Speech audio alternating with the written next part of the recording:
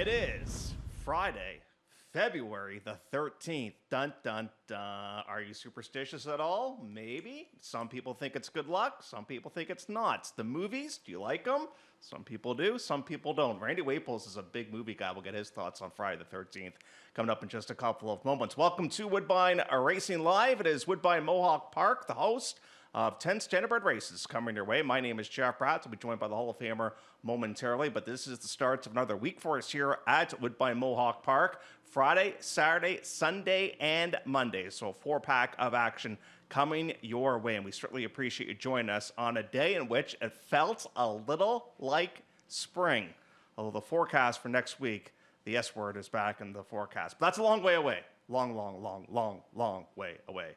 Let's bring in the Hall of Famer now. This is Randy Waples. Randy, you're a movie junkie. I don't know what your thoughts are when it comes to horror movies like Friday the 13th. Is that your thing or not really? No, it's not really my thing, but I liked them all the first time. I liked Halloween. I liked Friday the 13th. I liked Nightmare on Elm Street the first time. Hostel, there was a nasty one there. The one that really freaked me out of them all was that Final Destination. You haven't seen that? If you're expecting to fly anywhere, don't watch it. Tell you that right now. I mean, I'm like well known that I'm petrified to fly. I don't like flying. It really, really scares me. And I had to go someplace the one time, and what was the worst for me was the fact that I couldn't sleep all night before I'd have to get on a plane.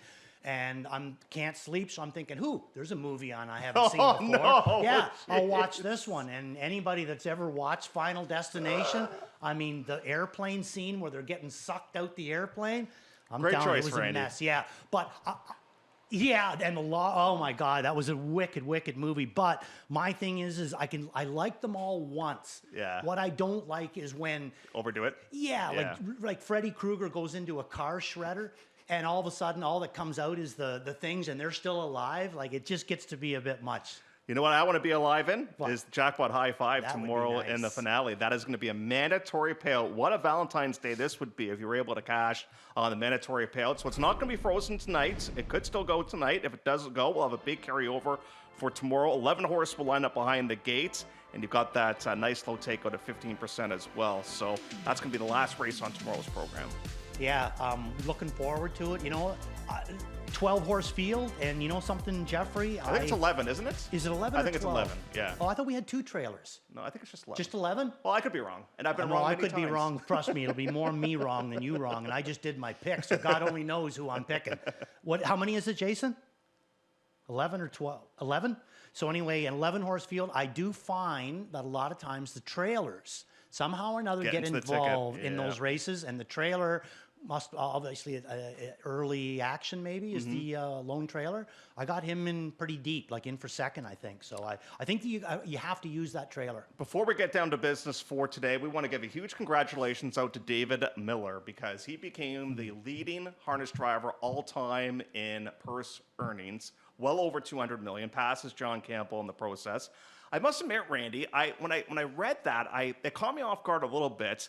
Because he, to me, is a guy that's very quietly had a fantastic career. Like, he just goes about his business. You know it better than I do because you've driven against him. What type of guy is he to drive against? Oh, wicked good. Yeah. Like, he's not only is he wicked good at his job, but he's like really safe. Yeah. You know what I mean? He's really, he's a nice guy on the track that when he beats you, you say, hey, Dave, great race, well done. You know what I mean? He's just one of those kinds of guys. Yeah. Even though he beats you, you're still going to congratulate him. He carries a lot of respect, and he deserves it. That's a big number. That is a big number. A number that I never thought Ovechkin would go by Gretzky goals-wise, and I never thought anybody would catch Campbell money-wise. What a career. Yeah. What's going to be interesting is how far does Tetrick sail?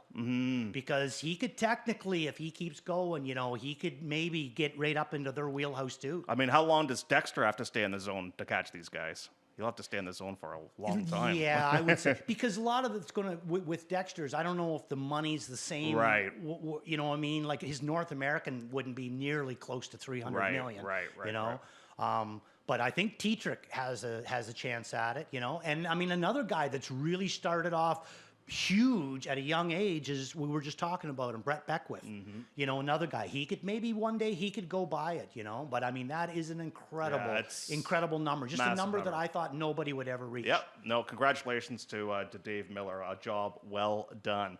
Let's do some handicapping. We're going to put together a consensus ticket when it comes to Pick 5 tonight. If you watch the show on a regular basis, you know that Randy and I love to play this wager. And the first race of the day, should be called the drop pace, because Utopia Blue Chip, Laneside in Control, and Carrera Sunset, they are all coming off of not great races, but they all get reclassified here today.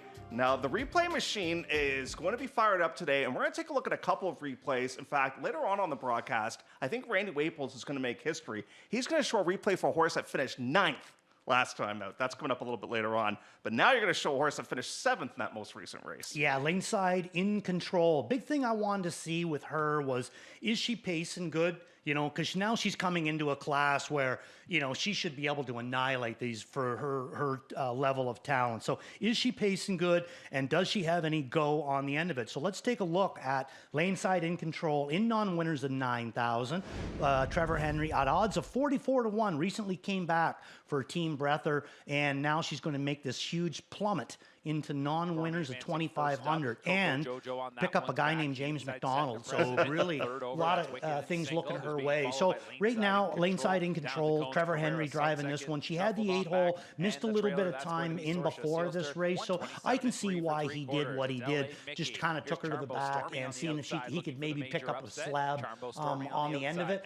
She didn't do any good, but what I liked about it is that he moved off of Louis' back before he had to. So obviously she did feel good at this point. Now he starts to kind of chase her a little bit, and she keeps coming forward. And you got to remember, this is in non-winners of 9,000. This is in against Coco Jojo and La Mickey. Now she's going to drop right into non-winners of 2,500, and some of her biggest competition is going to be Carrera Sunset and maybe Santa Fe's Appetite. Really, Tamara Hanover looks good in here. Going to be making her first start for Osceola, picked out of a 12,000 claimer. There's an optional 20 on this. Laneside in Control should absolutely step all over these ones, and that's the route that I'm going to go. Yeah, I've got the same type of thinking. You probably have the horse that's got, you know, a little bit more of a substantial resume than what Carrera Sunset's got. The thing I like about Carrera Sunset in that replay that you showed us too, I thought she was looking for room a little bit late in that race and eventually finished 6th. And I kind of like the fact now she's just now getting back to the swing of things. 3rd start off the bench, but she's going to have her racing shoes on tonight to win. Yeah, that's my big thing is I agree with you. I think that she's been live a couple of times on the end of it, but I don't see her passing the last one. It always seems like the last one's a problem. So I actually, in my pick 5, I went Laneside in Control, and my other pick in race number 2 was going to be the horse I had in for 4th, and that's Ethel. Yeah. Because I looked at Ethel as more of a win candidate than Carrera Sunset, whereas I think that if Carrera Sunset lands on Laneside in Control's back, she's an easy second. But you and I have been chasing Ethel. She just can't get onto our regular schedule. Yet again, a vet scratch did wing us here today. Now, because it is a consensus ticket, Randy is going to use Laneside in Control along with on our ticket Carrera Sunset, because I've got the 4 on top. We've got the 2 as well on our ticket, that being Laneside in Control. But Randy has his own individual ticket that's going to key on the 2, Laneside in Control. We'll recap our ticket for you once we get finished with the sequence here tonight with the preview show. Let's get to race number 2 on the program. This second race does feature a field of 7, and I felt so bad for Steal My Sunshine last time out. Man, that was a winning race, and she loses to a first-time starter from the Mary Barn that just got up, that being Day of Delight. The problem that I have, Randy, is we've kind of seen that movie before, and this is going to be now start number 21 in her career. And she is still a one-time winner now. She's been a nice little moneymaker along the way, but she just hasn't been able to win as much as I would like. Thus, all of a sudden, you know, when you're a kid and you get a new toy at Christmas, you're like, well, I want to play with that new toy. This other toy is good, but this is a new toy. And this new toy might be better. Might not be, but it might be. And that's why we're going here with Winston Chelsea. So we'll take a look at the qualifier with this one in a couple of seconds. And Randy, when I was saying in my replay, you sent in the same replay, and here I said, Typical James type of qualifier, wasn't it? You got to, like, if you, anytime you see J-Mac qualify a horse, you really got to take a look. Even if you don't, you look at the line and say, well, I don't have to look at that one. Yeah. You better look because, anything could happen there. Steal My Sunshine, I agree with everything you say with her, Jeff. She should have more than the one win. Yeah. And what bothers me is, so the one win comes last year in 16 starts, but she finishes second 6 times. I know. Like, come on. I know. There wasn't another win in there somewhere. And it wasn't even here, the win. No, exactly. Yeah. It's at London, So I got her in for second. I agree with you. I think she's a moneymaker, but do I look at her as a win candidate in the year? No, I don't. So let's take a look at the replay of Winson Chelsea out of the Dave Brown camp. And did you check the owners out for Mr. Brown? I did not until you just pointed that out. Isn't that amazing, Yes. right? Okay, so I'm training one for Uncle Murray. Homebred, too. Murray, Gary Breather, and David Brown. Yep. Yeah, had this one. American Ideal filly out of a Cam's Card Shark mare. Winson Soho. I remember her, actually. She was not a bad one. But here's James doing his, find me if you can in the qualifier. He's right buried up on Louis' helmet. Now he moves over and doesn't really let her pace, but just kind of like lets her think that she's going to move through there. And then right at the end of it, he's going to step a little bit on the gas right there. And then he starts to let her move forward. And she was good to go, in my opinion. Yours as well? Yep. She's going to have to drop some time tonight. I think she's more than capable of doing that. It's typical James qualifier. Only raced, a quarter of a mile, if that? Yeah. And the qualifier. Now, John Rallis does a great job, obviously, with us here, and he's joined the social media team to help us out, and he's gotten some clips from some connections coming up this week, and he caught up with James McDonald, and James gives us his thoughts on Winson Chelsea, and he has a very interesting tidbit towards the end of this that I'm going to question you about once we find out what James had to say here about the qualifier with Winson Chelsea. I liked her qualifier. I mean, she's first time. A lot of times those horses come from Peterborough way. It's their first time at Mohawk, so it's always kind of a bit of a shock to them. It's a bit of a learning curve. So I don't usually put too much stock into their first qualifier, but she did everything really well and finished up strong. So actually had someone message me before the qualifier because I had a double, and they said make sure you take Dave Brown's because I think she's a good one. So that kind of intrigued me, and then I liked the way she went. See, that's the interesting point. I want to know who texted James and said pick that horse. I can pretty well guarantee I know who texted Was it the him. owner? I would say it's the first owner on the page would be my guess.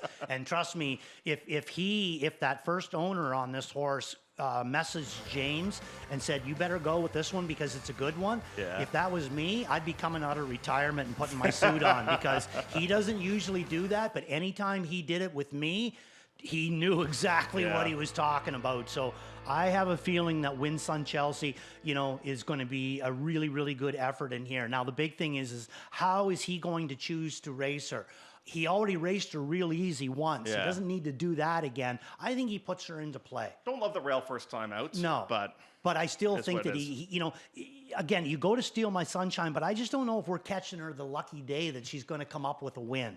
Montague, Velma, I think that there's some talent. Both of us like her, but she's so green right now. And you've been chasing the Sunwash forever. Yes, and Sunwash another one. I think it's still a +1 before we see her best. So what's your thoughts? I want to keep Winson Chelsea. I want to go all in. I want to go all in. If we get beat, we get beat. I don't mind trying to beat horses like Steal My Sunshine. Yeah, might have found the right group of friends for today, but I want to try to beat the horse. I agree. Yeah. I agree. Let's just go deep other places. Exactly. Yes. Exactly. Let's take a very quick look here at the third race. And I'm going to put on my nerd hat here, Randy. I've got a wicked stat for you here, okay? So we've got a field of 8s. The 7 Done Not Over has won 54 races. The rest of the field combined has won 30. Whoa, what a difference. Is that not crazy? Now, I know Done Not Over is stat. totally off form, and this has been a claim that's not worked out very well. Do you think we get back on track here tonight? Yeah. I mean, number one, just the drop down. I mean, his level of competition. I don't even remember the last time I seen this horse down into the very, very bottom class. Usually he's in that, the optional 12.5 or the optional 20, with a purse of 11 or 12,000. He's got a purse of 10,000 here, and he hasn't been sound his last few starts except for his last one. His last start, he looked like he was back to where we would want him to beat. The other starts, I didn't like the way that he was looking at all, and he's coming down into this class. But there's also a horse in the 4-hole that's taking a big drop down, that's coming from some serious connections. And the thing that I like so much about Archimedes is the fact that he has got the most go of any of them on the end of it. He picks up James as well. I don't look at anything. I mean, if we could do it, I would be looking at this race as an all almost. Yeah, But- it's going to be too expensive because we want to go a little deeper into That's some right, of the other exactly. races, right? So where would you? I think we got to go 4-7. That's fine. I'm fine with that. The only thing that I don't like about Archimedes is the 0 for 33 over the last 2 years. Mm-hmm. But I just don't think the field's that tough. No. You know?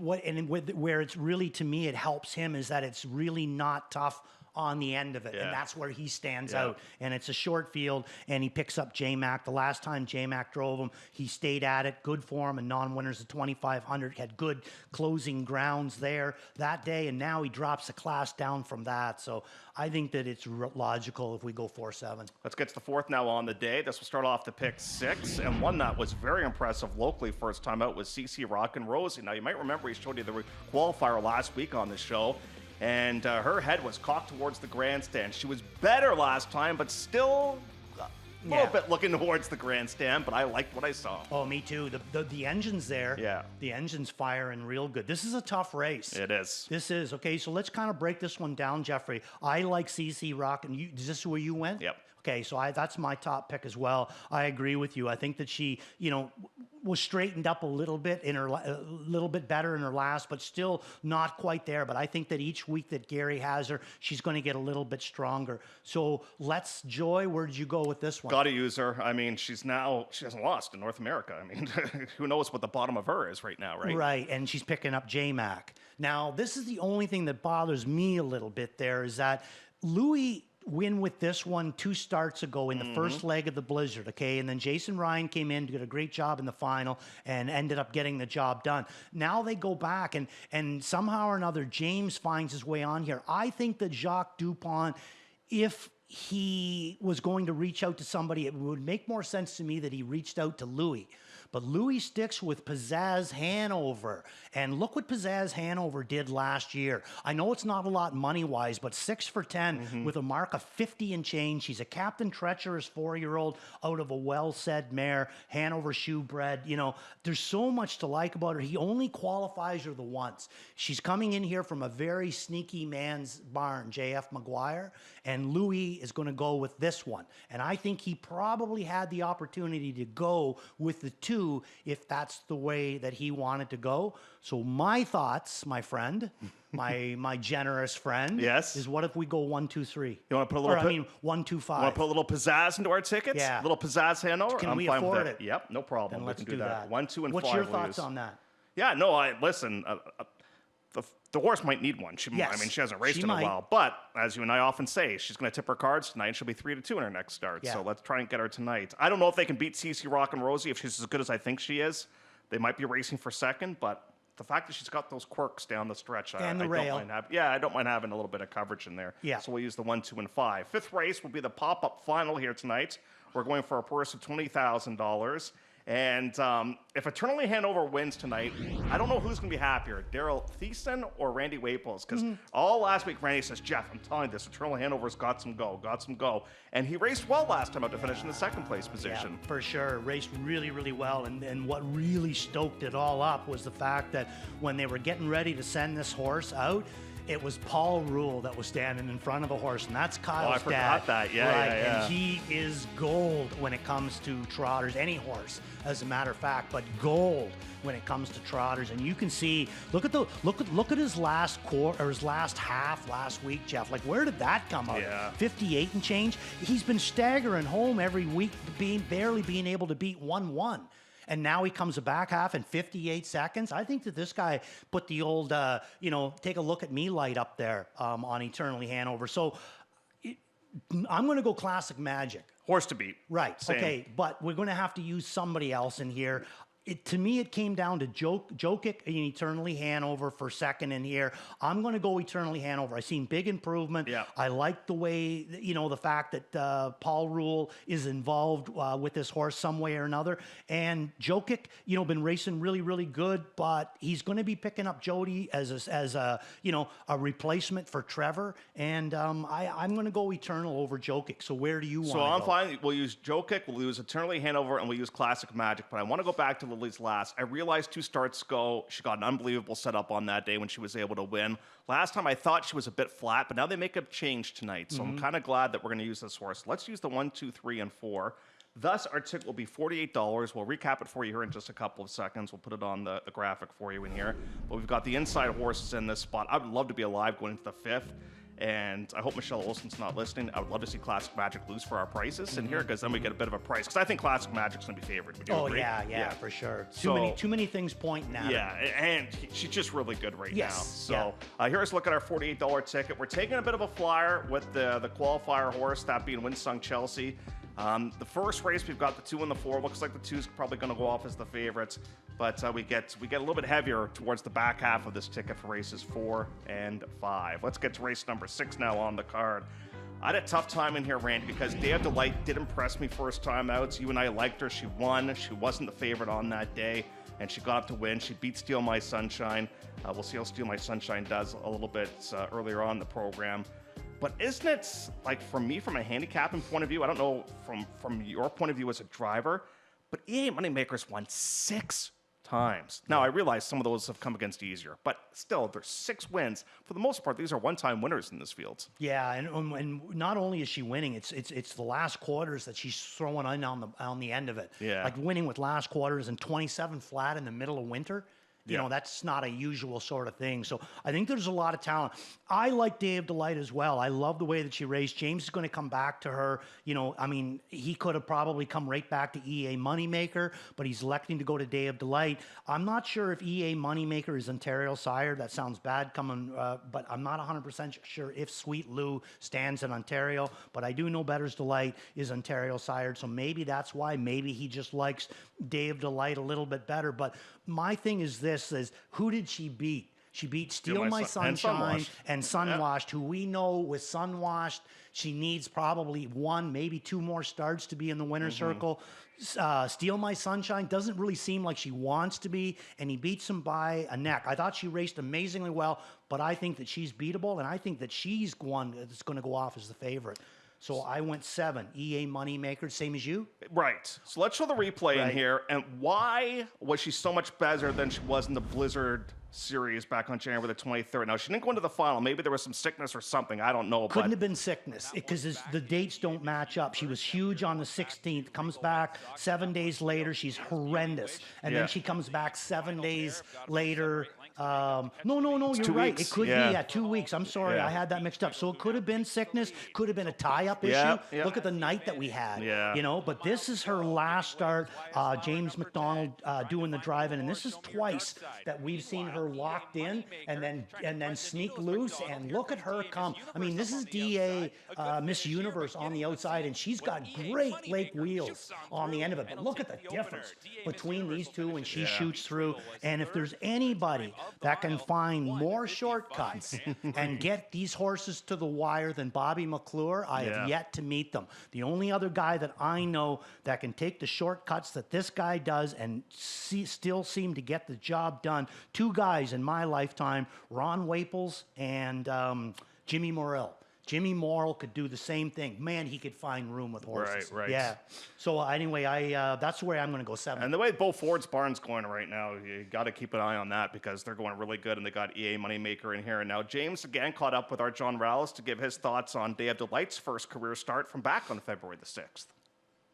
Does he say why he doesn't go back? She was great at that first asking, and Dave's barn's been red hot, so I went that way. Plus, it's a 3-year-old, I believe. EA Moneymaker's a 4-year-old, if I'm not mistaken.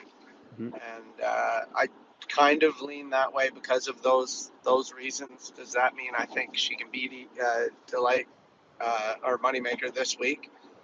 I don't know, especially if Moneymaker gets a trip like she did last time. She just kind of wiggled through and was loaded at the wire. So it's kind of a case of I don't know which one's better, but maybe that one has the upper hand this week. But down the road, mine probably going to develop into a nice horse and maybe be a stake filly this summer. So that's why I went in that direction. Kind of what you thought when we were talking about this during the pregame show. Maybe a little bit more upside down the road for Day of Delight, but EA Moneymaker might be the now horse. Yeah, I think so. I think that's exactly what I think that James gave up a win, but I think he's looking down the road, and I think that he figures that Day of Delight's going to make him more, through the summertime. So that's a look at the picks there for race number 6. EA Moneymaker is going to be the top pick of both Randy and myself. We're going to skip the 7th. Let's get to race number 8 now on the program. I want to know if you went back, because both you and I liked Sunshine Magic last time out, and we were disappointed. But now second start Lasix. Are you going back with me? I went to. I put her in for 4th. Did you put her on top? Yeah, I did. Good for you. All right, right on. Nice pull the trigger on that one. She could come up with anything. Yeah. But the problem is that this is going to be second time Lasix, and I think he's going to have to come out of there to find out if it's working and where it's going to go. So I mean, I do like her in here, but where I'm going to go is the 5 horse in here, setting a precedent. And let's take a look at the replay of her last race. I think that up in non-winners of 9,000, she's going to come back down into the non-winners of 6,000. 2 starts ago, she was in non-winners of 6,000 and finished a good second in there for JR, and JR is going to be picking up, setting a precedent tonight. So let's take a look at setting a precedent. Travis Henry driving, had the rail. That's the problem with the rail sometimes. Sometimes you get into a spot where it just isn't going to work, but you don't have the power, and they're not coming back to you quick enough that you can make that remove.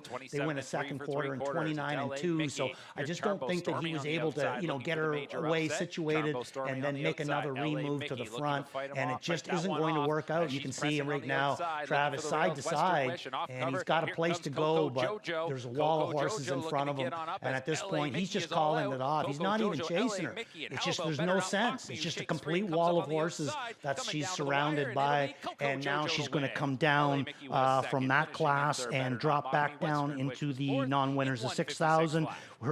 She had a 2nd and a 5th in here the last couple of times that she was in here. But remember, she just recently came back from a layoff, so I'm not 100% sure if the first time she saw non-winners of 6,000 is going to be as good as the next time that she drops down into this non-winners of 6,000. So setting a precedent the way I'm going to go. Yeah, I got the horse second. I think you're onto a really good one. I don't mind with Sell Blue Chip. I think she's real close. Getting better. Yeah. Wicked and Single's kind of gone off form, but I just hope the drop might be able to get that horse back on track. That's what I'm kind of hoping too. She's way too much quality to, only have the 1 win last year. And one thing is Beaton's Barn starting out a little bit slow, but in the last week and a half, now they're starting to come good again. So I think that's a live barn that we have to keep an eye on. 9th race on the program, the Fiddly Mare Open, and you're going to show a replay here with Style for a Mile, and she got up to win last time. She got up to win at a good price. It was Daryl's first ever Open win. But I think there were some circumstances that helped her out a little bit. Because remember on that card, Randy, nobody up front really had success on that card. No. It was all horses coming from off the pace. It was, but we're back down to a 6-horse field. And if you're not going to go with Style for a Mile, who do you go with? Absolution? I did not. No, well, a lot of people will. I know. What is she? She's an off the pace kind of a thing as well. You went, 5 or 6? On a roll. I just don't think there's any I think she's going to walk the dog here tonight, and she gets a fast track. It could happen, but what happens if one of these other lands on her back and is able to outsprint her? That's what I'm looking at. Yeah. You know what I mean? I think that you're easily going to make front. I think you're easily going to control it. It's just a matter I'll be on the lead at the top of the lane. Right. Who's going to be live and it's going to be close to you, So let's take a look at the replay of Style for a Mile. It's basically, we're catching every one of these horses, I think, except for Coco Jojo. I think that's the only one that this replay is not going to. So if you got a favorite in here, I'm going to go Style for a Mile, the eventual winner. I like her for two reasons. Number one, I always liked her when Dougie jumped up on her. I think that he got a lot out of her, but I think that Daryl Thiessen is another one that is a perfect fit for this girl. And there's a couple of other things that I like about her too. Number one, I like the fact that she's in Kyle Fellows' barn. She's going to have a nice home there. And another thing that I recently learned was that An old friend of mine, a guy that was one of the original guys to ever give me a drive. And I'm talking back in the early 80s, a guy named Steve Bregman. Mm-hmm. Do you remember the I Bregman remember the Sheldon name. Rose stable? Yep. Well, he is part owner, I think, of Style for a Mile. And I'm really, really interested in how he does. Always a sharp horseman, always been a lucky kind of a guy.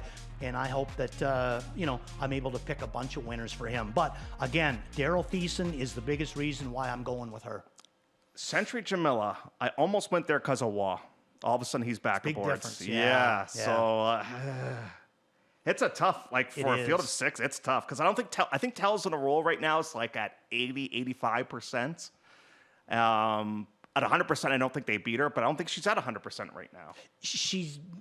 But see, this is what scared me, okay? I think that just like you think, I think Tell's on a roll is going to go out of there, and I think the 6 is coming with her. And what I'm scared of is because Travis got beat on the front in his last, he might look to stay in the 2-hole, and I don't like Century Jamila in front. Not in this class. Let's see what materializes there in race number 9. Race 10, jackpot high 5. Again, we have the pool's not frozen tonight. It'll be a mandatory payout tomorrow. Carryover is $171,968.21. I'm actually going somewhat pricey-ish here in this spot. Field of 9 in here. I mean, handicapping 101 says Glenborough is dropping from the Philly Mare Open. That's where you go, and you just turn the page. Mm-hmm. But when she won, she got into a really cheap category 3 starts ago, and she has to face a little bit tougher here tonight. And a perfect trip. Yep. Perfect 2-hole trip. Is she going to get the same kind of trip? She can make it. She's got great gate speed. You know, she can get out of there and get herself into a good spot. But I agree with Jeff. I think the last time that she was a winner in the non-winners of 6,000, January the 24th, not only did she have a really good trip by Travis, she was bet down as the favorite, and she only win with last quarter in 28-3, and against Lions Better Day and Superior Delight. Lions Better Day, if I remember correctly, that day was maybe way out of position. She was a little bit too far back, but Superior Delight, a lot of times we see her in that 20,000 Fillies and Mares claimer. Yeah. So I think that Glenborough, like you said, beat maybe a suspect bunch, that day. I like her, though. I throw her in for 3rd on this one, where I'm going to go with Sorcia Sealster. I think that we've seen enough of her. She's had the 1 qualifier under her belt. Her first start in non-winners of 9,000 was okay. They didn't really do much with her, but she come 28 flat on the end of it. Last start had the 10-hole, went to the back. Nothing much happened there either. 28 flat on the end of it. Now drops down, not drops, but comes down into a better post position, and she picks up McClure again. So let's take a look at the replay on Sorcia Sealster. By the way, you're making history by showing a horse finishing 9th in a replay here. There you go. Yeah, well, I've never done anything according to the way it's supposed to be done anyway. But Sorcia Sealster, let's take a look at her way at the back. I don't think that she's going to be anywhere close to way at the back. He might get her way mid-pack, but I think she's good to go again here too. And what I like about her the best is the way she's pacing. Wow, does she ever look good out on the track right now? Nice group in here, but what I'm looking at here, Jeff, is a bunch of horses that are kind of suspect winners. When she's on her game, Sorcia Sealster, she can win races left and right. Really top quality horse there. The breeding of her, sister to Stockade Sealster. So here she is on the outside, just keeps coming forward. And like I said, she's not a kind of horse that is going to do her very best racing sitting dead last anywhere. But I think that with the coming into this class, she's got a couple of starts underneath her. I think that, and she looks so good out there, I think that they're going to try her tonight. There's a look at the selections for race number 10. I'm going towards Western Wish. She's classy enough to win it, and that's the direction I am going to go in that one. We'll have more on race number 10 coming up a little bit later on. I want to know what the rules are for qualifiers for guys that call races, because the guy calling the races tonight comes back off a week's rest, bit of a stale date. I'm a little bit concerned. Now, we'll have to analyze his qualifier if we ever get footage of it, but he's got the qualifier report for us right now. And here he is, Mr. Chad Rosemount. Welcome back, buddy. Yeah, glad to be back. You guys know that I'm in no shape anyway after shoveling that driveway yesterday, right? Waples was unwilling to help me out at home. But, happy to be back with a qualifier report. This time of year, and it's going to get more and more as, the weeks come on, because we're going to get some better horses that are starting to return as well as we creep towards spring. But you guys already, heavily profiled a horse that I think is going to get a lot of play here tonight early on the program. There was a handful of horses I probably could have made reports about, but the ones I opted to go along with that just happened to catch my eye, well, Win Sun Chelsea. That's the one you guys have promoted quite a bit. I saw Garnet's got this filly on top in her debut as well. Remains to be seen if she'll win that second race, but I think she's going to be getting a lot of play. And we're going to look at this qualifier again, and I like just what you guys like. You know, it's a typical James drive, first time around, and, you know, he's just kind of keeping her on the helmet the whole time, riding the pylons. And even when he tips her, it's not like he's even really calling on her to go forward, but I just feel like she's pacing well in the stretch, you know, in between horses. I mean, it was, about the final 16th before she finally got tipped. There she is.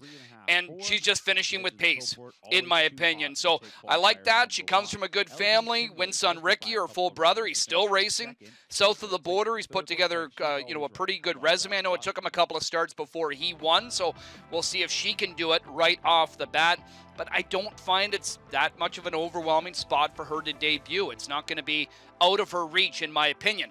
Now, one that we're going to see on Saturday, you know, Paul Court's barn, as we know, has been off to a great start with limited starters, but doing very well as far as the percentages go, and it's got a lot to do with fresh stock. And he's got some more new faces that are going to be making some North American debuts, including Makarori on Saturday. And this one, he had a couple that qualified last week. The other one, Lincoln Lamoose, I think was the name. We're going to see that one racing Saturday as well. Very good. But this one here, Jody ends up popping pocket a little early because he didn't want to get caught in. And you could tell this was the second qualifier for Makarori. And to me, just powers away. Ends up being impressive in 57 and change, which this time of year you can see it's not perfect conditions out there. You know, I'm going to say it's a couple of seconds. And when you stack this horse up with the bunch, you know, that it's going to race against on Saturday, I think might just be faster than the rest of them at this point. I do find that, you know, John and Kathy Chakeen, they've got a couple of horses that were coming out of those qualifiers. We saw the one racing in winning that qualifier that James was fourth in with Win Sun Chelsea, and then they've got another one. They're both out on Saturday.